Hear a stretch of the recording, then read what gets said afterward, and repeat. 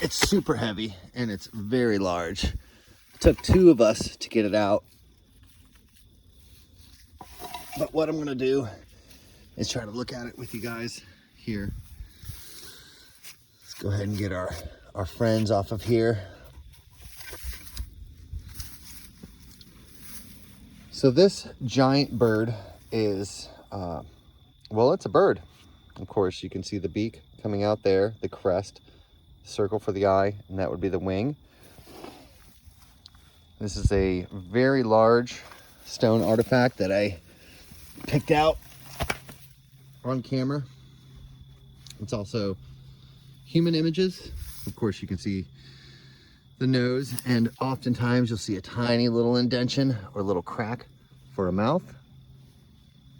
It's a large headdress. A lot of times the hat becomes a bird. Every which way, every direction. When you look at it in different ways, you'll see different images. Now, of course, you can see this large carving. This is the large top hat bird that is a theme in many of the artifacts that we have collected here in North Carolina.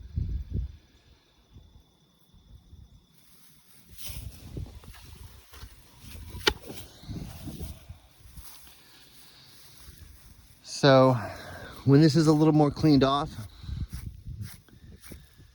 there is several things going on with it. There's right side profiles and left side profiles. What you guys are probably seeing right now, I don't doubt, is a big carved in eye right here with a pupil right there. Of course, his nose, and then every single time you'll see a little indentation or crack for those lips. So that is the face.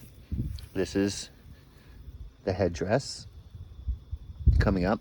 This is the recessed face version. So this is a portrait of a person.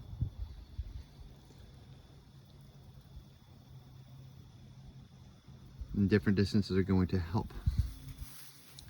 You may be able to see large carvings for eyes. So a lot of times they'll put large eyes, like all-seeing eyes.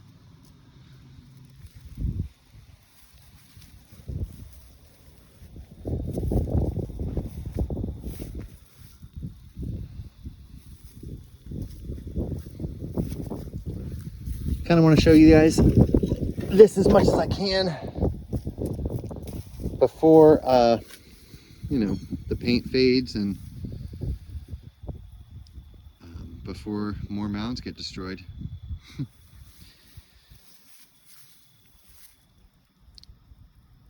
Thank you guys for watching.